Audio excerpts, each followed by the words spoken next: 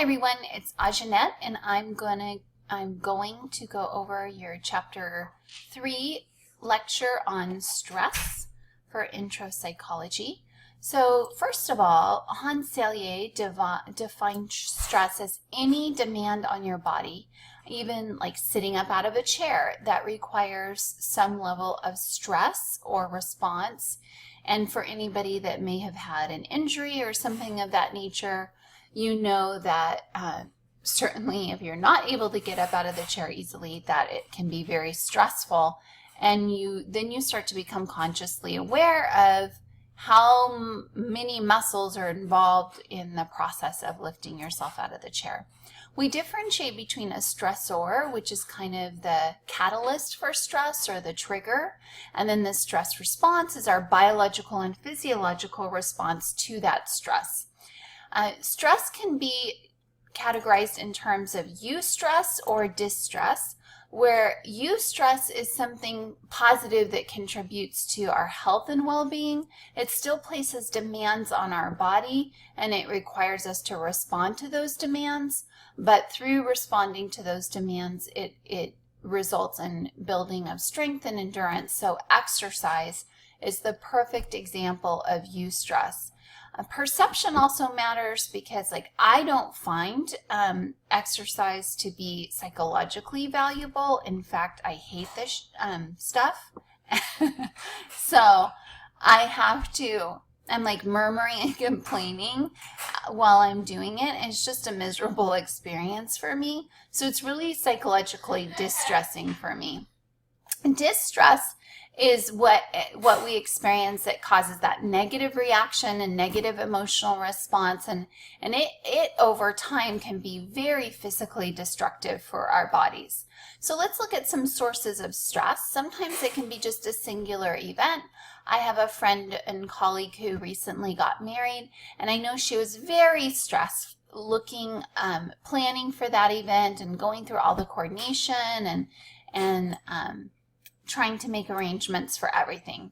Chronic stress is stress that's enduring. It's over an extended period of time, and the most common sources of chronic stress are miserable jobs and miserable relationships. So when you have both, especially with the same person, you're pretty screwed. And that was my life for a big portion of my adulthood. So then there's just kind of hassles. And hassles are, just the little tedious things you have to deal with, like the computer shutting down or dropping stuff or losing stuff, or, you get stuck at a red light or there's an accident on the freeway. Just those kind of things that are outside of your control, and they just serve as real nuisances and inconvenience. And sadly, it's quite often those little things that compound that might contribute to burnout, where we just experience complete psychological and physical exhaustion, and we're really not sure that we can deal with anymore. And it might be those little hassles that are building up that trigger that burnout.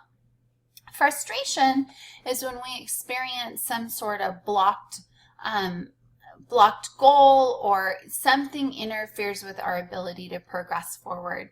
And then conflict relates to choices, and we'll talk about different types of conflict.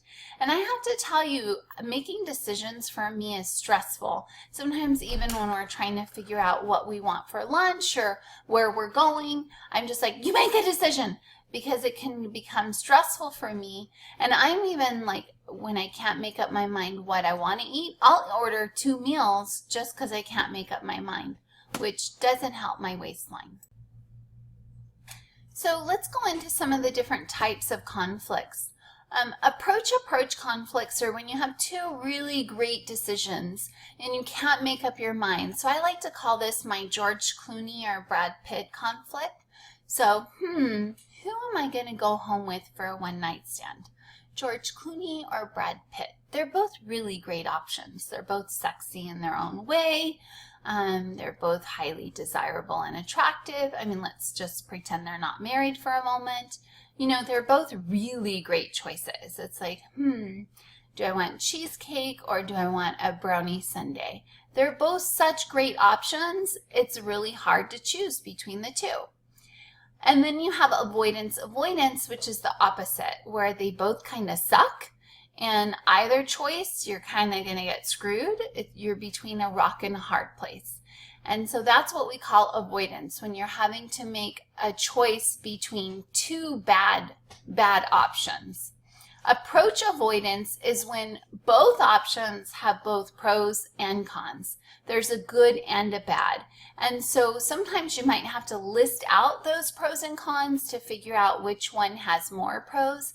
So you might be deciding between two different transfer universities or two different majors, two different career paths, maybe even two different people in your life, who knows? Or do I move out of my home with my parents or do I stay home? And, both have good and bad. So it can be a really difficult position to have to choose between those two things. And so that creates conflict. And inherently, the conflict is stressful. So Holmes and Ray are actually famous for doing a tremendous amount of research concerning the relationship between stress and its impact on your physical health and well-being. And what they found is that when you experience significant life changes, really some even what we call maybe minor life changes, it can create stress. And the more stresses you go through or life changes that you go through in a short period of time, the greater the risk of stress and illness. So there's a positive correlation in that as your life changes increase, your stress levels increase, and as your stress levels increase, your rates of illness or risk of illness increases as well. They developed what's called the social readjustment scale, and so you're seeing kind of a miniature version here, and it goes through some major life changes that are likely to be experienced over one's lifetime, and each one of those have a quantifiable score that goes along with them that kind of rates the relative level of stress that each of those things is responsible for. And when they did this study when they did their research to develop this scale, they actually gave the death of a spouse the most number of points or the highest stress levels. So the higher the level of points that you have for any given event, the higher the level of stress associated with that event. And divorce and marital separation, those are extremely stressful events. Of course, some of us will be celebrating and joyful, but maybe not all of us. I don't know that I would rate death of a spouse as the most significantly stressful thing. Some people might actually find that to be somewhat relieving. Not that I'm indicating that applies to me or anything. But I just think of like my life experience, and I know my mom's lost a child and my sister's lost a child, and I feel like losing a child, and for anybody that might be a parent, maybe you can relate, but I feel like losing a child is probably the most stressful event one could experience, because that's kind of an unexpected and non-normative event.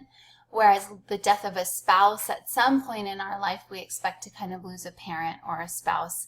But certainly the timing of the death and the age of the death and whether that death was expected. So the circumstances are certainly going to matter.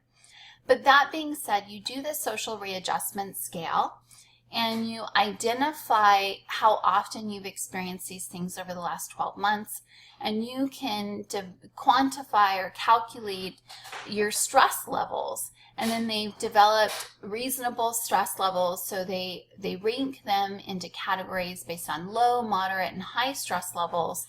And those stress levels can be kind of indicators for you to know how vulnerable you are to becoming ill. And keep in mind that when we talk about the relationship between stress and illness, that can be something as simple as making you more vulnerable to colds and flus, or that could be something as severe as making you more vulnerable to high blood pressure, heart disease, even some cancers have been related to stress. So let's look at our stress response. we have two different stress response systems in our body. We have our nervous system response, and then we also have, we have our nervous system response, and then we also have our endocrine system response. Typically, our nervous system, which is governed by our autonomic nervous system and our sympathetic and parasympathetic nervous system, that typically is more for the acute stress, that immediate danger, fight or flight response.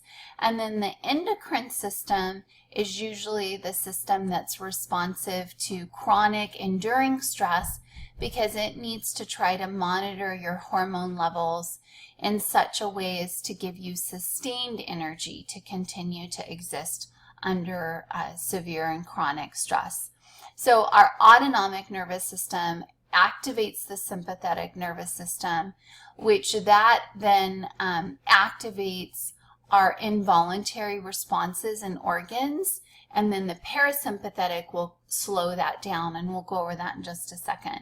The endocrine system utilizes what we call the HPA axis. So hypothalamus activates the pituitary, which then activates the adrenal glands. Within the cortex of the adrenal glands, which is the outer part of the adrenal glands, they're going to then release glucocorticoids, and specifically cortisol, that's going to be released into your bloodstream, and that hormonal response is going to have a much more enduring impact on you rather than the epinephrine that shoots through your body as a result of the nervous system response. This is more kind of immediate, short-term, acute response, and this is long-term, very enduring response. So the autonomic nervous system is governed by the sympathetic and parasympathetic, where the sympathetic activates and the parasympathetic slows down or deactivates. So this is our typical fight or flight response. Saber-tooth tiger jumps out at you, and you need to either have the energy to fight that saber-tooth tiger and fight for your life, or you need to run. And you know, sadly, as much as they tell you shouldn't walk away from an animal, you should stand, look them in the eye. History tells me that I'm going to run and probably get eaten from behind, but to me that's probably the better alternative. Anyway, so the sympathetic nervous system dilates your pupil to allow more light to come in. You usually stop salivating, so you get a cotton mouth type feeling. It relaxes your bronchi so that you can have more oxygen and airflow into your lungs.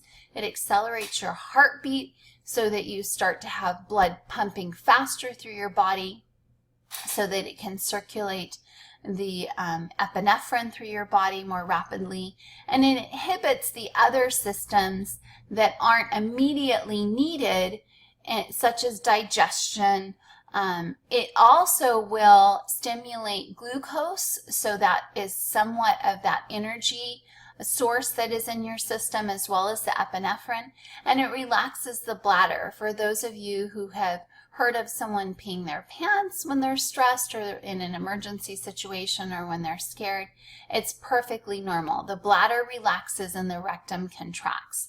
So digestion kind of shuts down, but that bladder might relax and void itself. And then the parasympathetic is the actual opposite response for each of those organs to bring the body back into balance and homeostasis. Okay, so I'm going to come back to your stress chapter in just a moment.